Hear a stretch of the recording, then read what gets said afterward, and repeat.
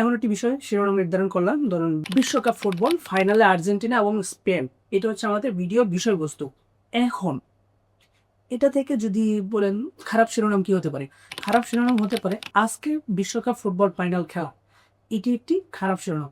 এখন মজার বিষয়টি হচ্ছে কি, এটাকে আমরা এসইও ফ্যামিলি শিরোনাম কিভাবে নির্ধারণ করব, বা এসইও ফ্যামিলি টাইটেল কিভাবে নির্ধারণ করব?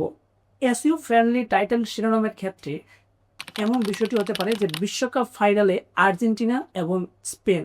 এরপর আমরা একটা স্ল্যাশ বা খাড়া দাগ, যেটাকে আপনি খাড়া দাগ বা ভার্টিক্যাল বার বলেন, যেটা বলুন, একটা ভার্টিক্যাল বার দিলেন, দেন আর্জেন্টিনা ভার্সেস স্পেন দিলেন, দেন এমনটা হতে পারে world cup versus final match 2007।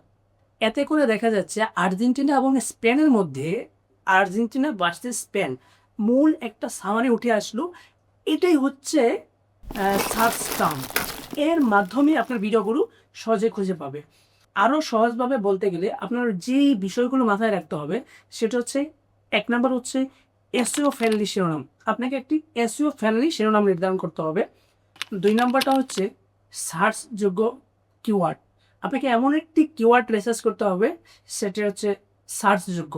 তারপর হচ্ছে 3 থেকে 5টি প্রাসঙ্গিক হ্যাশট্যাগ ব্যবহার করুন। আপনার ভিডিওতে 3 থেকে 5টি প্রাসঙ্গিক হ্যাশট্যাগ ব্যবহার করুন।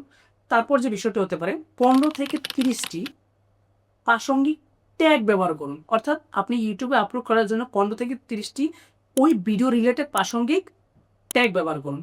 তারপরে সুন্দর একটা ডেসক্রিপশন বা সামারি, ওভারঅল যে ভিডিওটি তৈরি করবেন সেই ভিডিওর ওভারঅল একটি সামারি দিয়ে ভিডিওটি আপলোড করতে। That's it.